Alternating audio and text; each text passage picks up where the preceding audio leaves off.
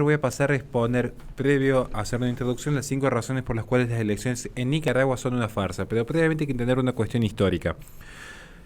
Ante esto tenemos que ver que los resultados preliminares de las elecciones generales que se han dado el día domingo en Nicaragua sugieren que el actual presidente Daniel Ortega ya ha ganado con una abrumadora mayoría, para sorpresa de nadie, una vez más.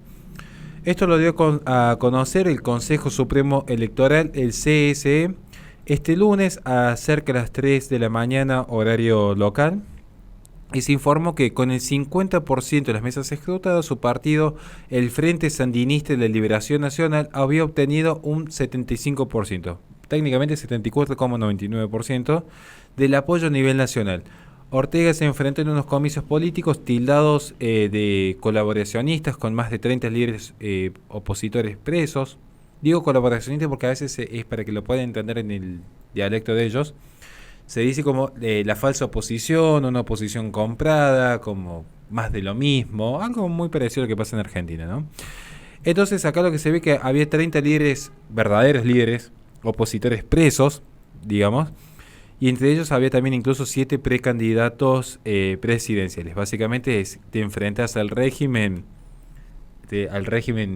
que sandinista, y lo más probable es que termines preso. Me hace acordar algunos feudos que tenemos acá en Argentina con historias bastante trágicas, ¿no? Bueno, siguiendo con la noticia, tenemos que la comunidad internacional criticó duramente este proceso electoral, calificándolo de antidemocrático, ilegítimo y sin credibilidad, a tal punto que incluso Biden se expidió al respecto. O sea que vaya hipocresía, ¿no? De tildar que fue una pantomima lo ocurrido allí en Nicaragua. Un dato simplemente de pasar a las 5 razones que quería exponer, pero para que lo puedan tener en consideración de quién estamos hablando, ¿no? Este hombre, Ortega, dirigió el país por primera vez tras el triunfo de la revolución allá en 1979, cuando fue electo coordinador de la Junta de Gobierno en marzo de 1981. Luego, en 1984, ganó las elecciones y entregó la presidencia en 1990. Regresó en 2007 y desde entonces comanda el país.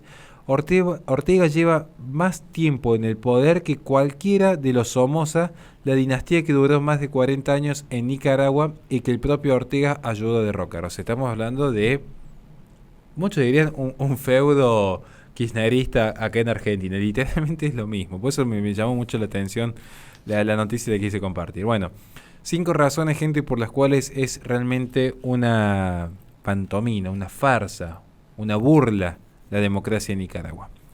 Primer punto es que no existe la oposición. 6 días antes de las elecciones se contabilizaban 39 opositores y precandidatos arrestados por la Policía Nacional. En muchos casos el Estado argumentaba que eran actos que habían realizado actos de menoscabo en contra de la independencia, la soberanía y la autodeterminación de Nicaragua, incitando a la injerencia extranjera. Básicamente sería, para que lo puedan entender, como si yo dijese que fuese venezolano y dijese: acá en Venezuela hace falta una intervención extranjera o hace falta ayuda porque no podemos combatir el régimen chavista. Entonces lo toman como un acto de traición de la patria, preso. Bueno, así se manejan allá.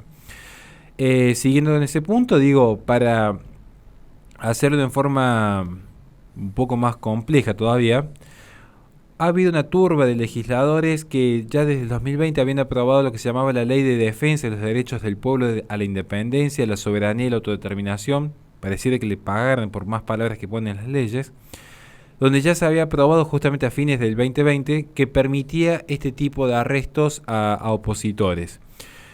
Incluso se cuentan que ha habido precandidatos presos, un dato que creo que es terrible, porque eso ya es una vulneración total a la voluntad de un pueblo, que si alguien se quiere sentir representado por tal o cual no puede hacerlo porque el oficialismo lo detuvo ilegítimamente.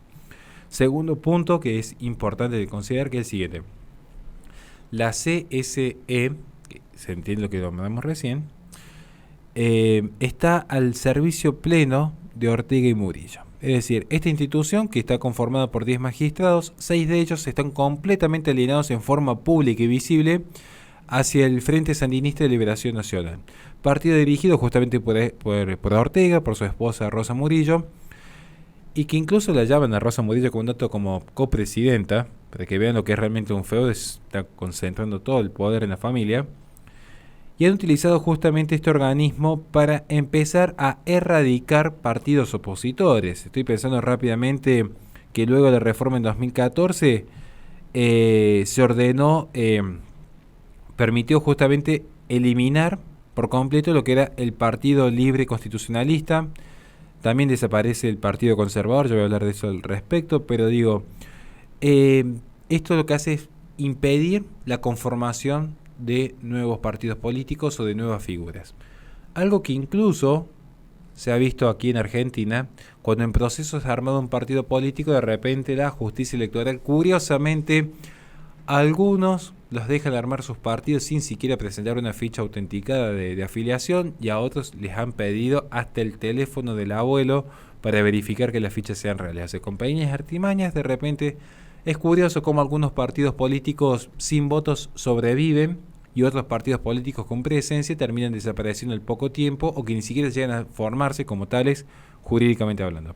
Tercer punto, que es la desaparición completa de los partidos opositores. Acá sí quiero tocar el tema, el Partido Conservador como el Partido de Restauración Democrática han sido erradicados tanto por la justicia electoral como por las presiones que ha generado el propio régimen para impedirles la participación democrática dentro de dicha nación.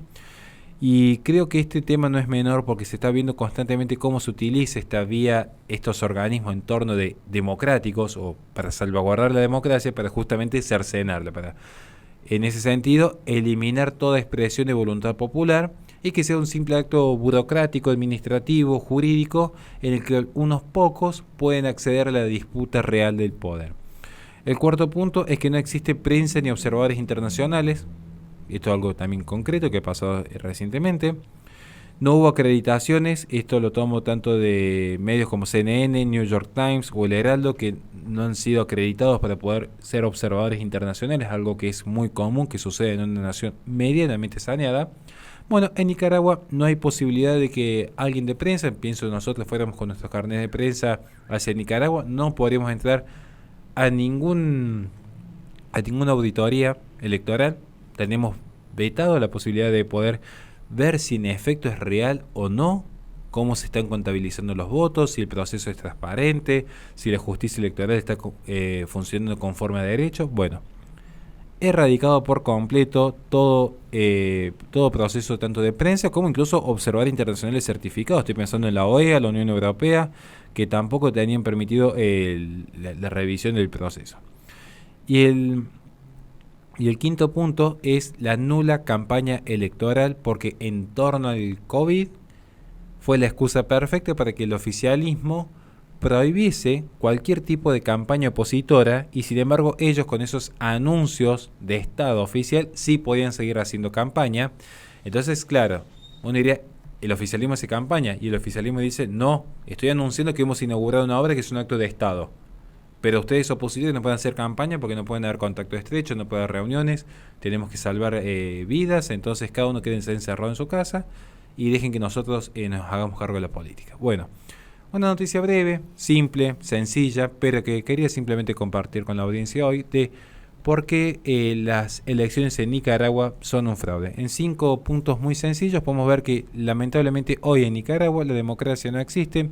Uno podría criticar o no el sistema democrático, porque yo en ese sentido soy crítico, lo marco en mi libro en cuanto al dogma de la democracia como error, como marco teórico, pero reconozco que, sin embargo, termina siendo un sistema mucho más evolucionado, sano y prolijo que la barbaridad del régimen sandinista, que es una tiranía unipersonal de unos caudillos, mal llamados caudillos, porque hay que estudiar también el proceso, pero digo, como se le dice habitualmente, estos mal llamados caudillos que están en realidad concentrando la suma de poderes públicos en contra de los intereses nacionales y la voluntad popular, sobre todo la voluntad popular, porque hay gente que les puedo asegurar que cualquier opositor, y esto es un dato que lo tomo de, curiosamente, un medio más tirando a progresista, CNN.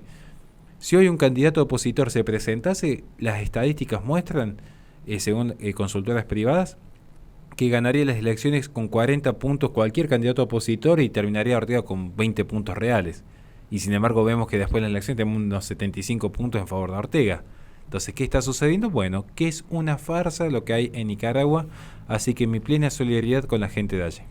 Le recordamos a la gente que este programa se transmite por twitch.tv/la-resistencia, posteriormente sube al canal de YouTube de La Resistencia Radio, donde en la descripción de los videos tienen nuestras redes sociales para que se comuniquen con nosotros. En caso de que quieran colaborar con este espacio, nos despedimos y hasta la próxima.